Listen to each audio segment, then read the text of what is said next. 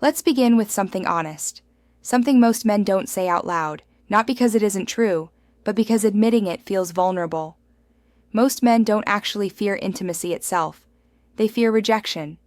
And not rejection in the dramatic sense, not a sharp or humiliating no, not a public dismissal that can be brushed off with pride.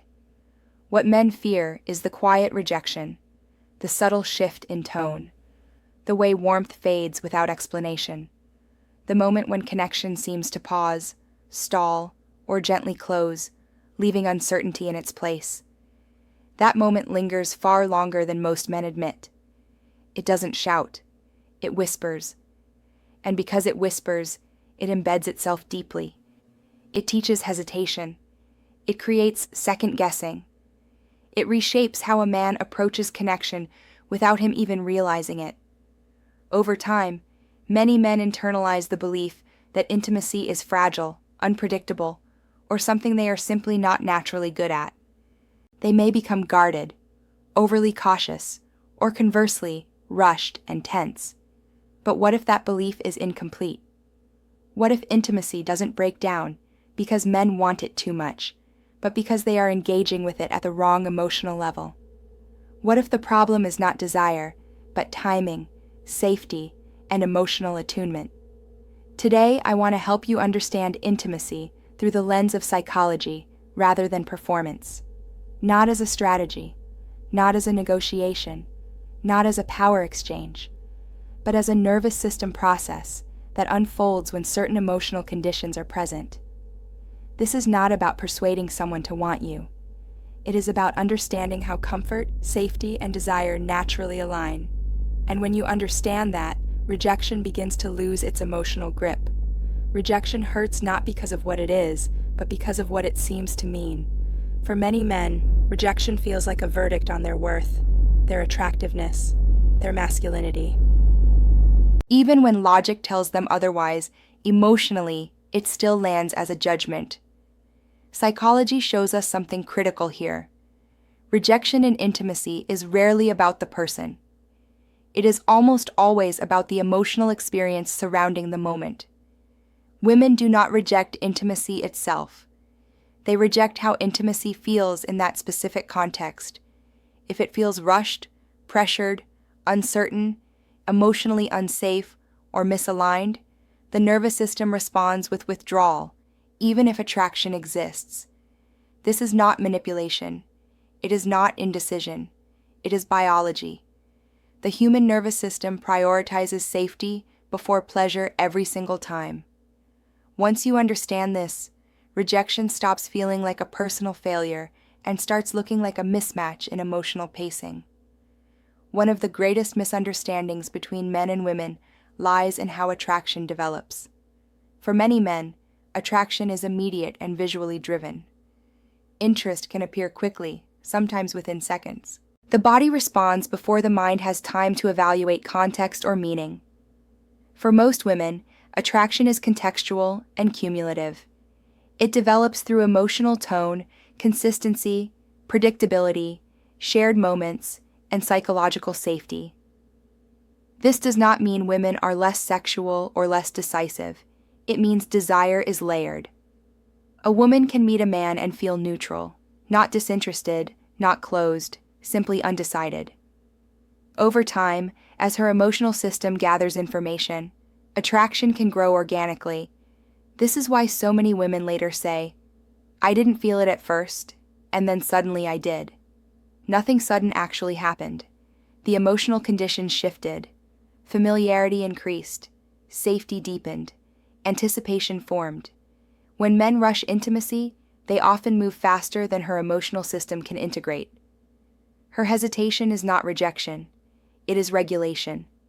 Understanding this changes everything, because once you stop chasing outcomes, intimacy stops feeling fragile. One of the most powerful shifts a man can make is recognizing that intimacy does not respond well to pressure.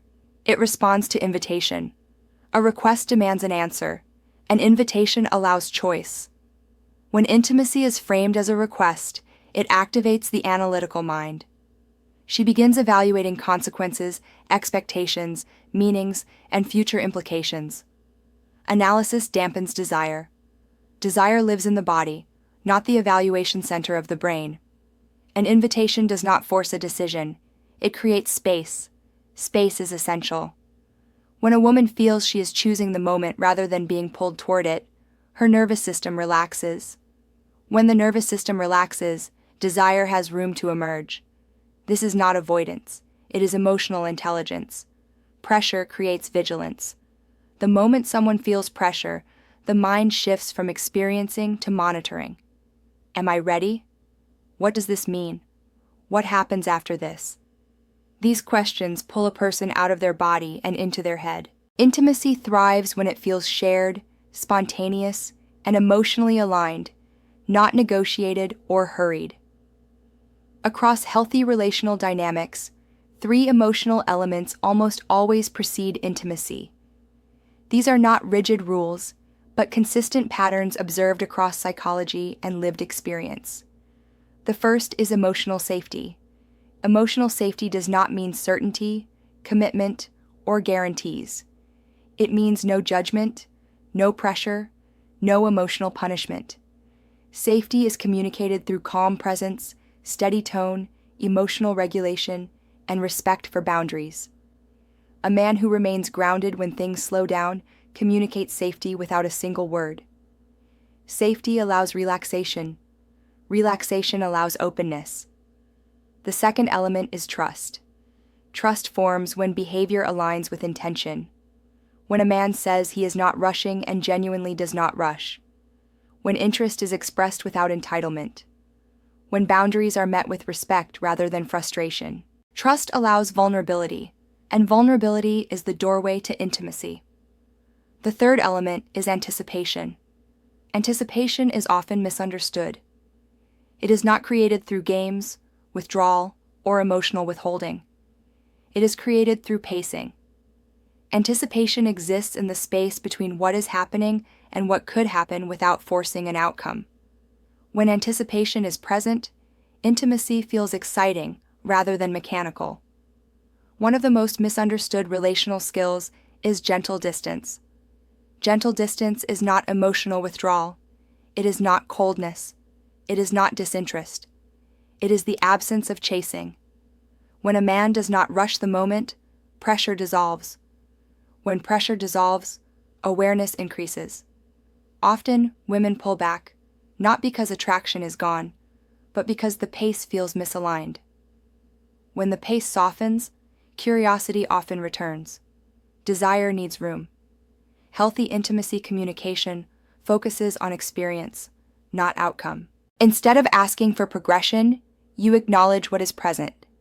Statements like, "I like how calm this feels," or "There's something easy about being here with you," do not demand a response. They simply reflect reality. When someone hears their internal experience mirrored accurately, alignment forms. Alignment builds trust. Trust deepens connection. Many women associate emotional safety with a man's internal steadiness. Masculine calm does not mean emotional suppression. It means regulation. A regulated nervous system transmits safety.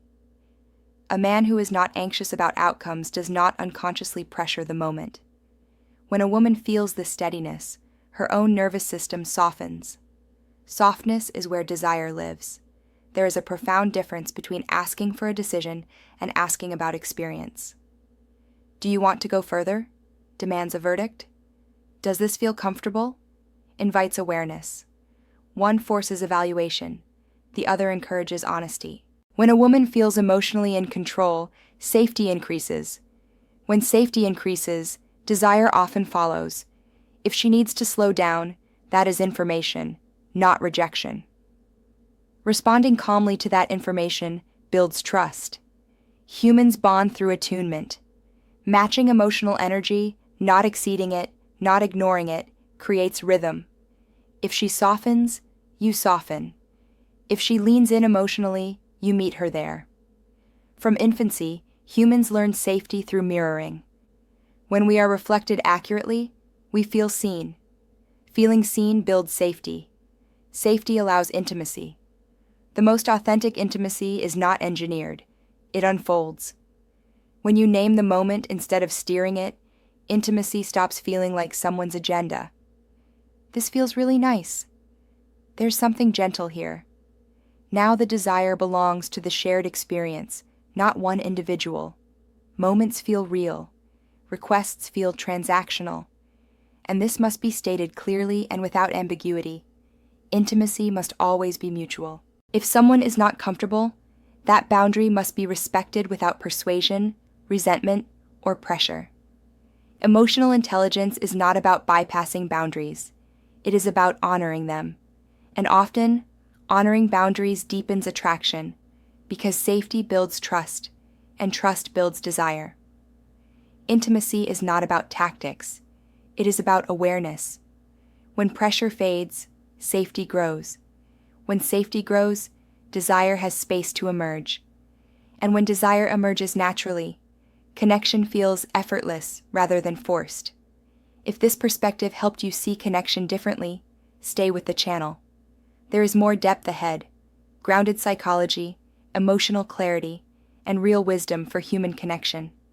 Thank you for being here.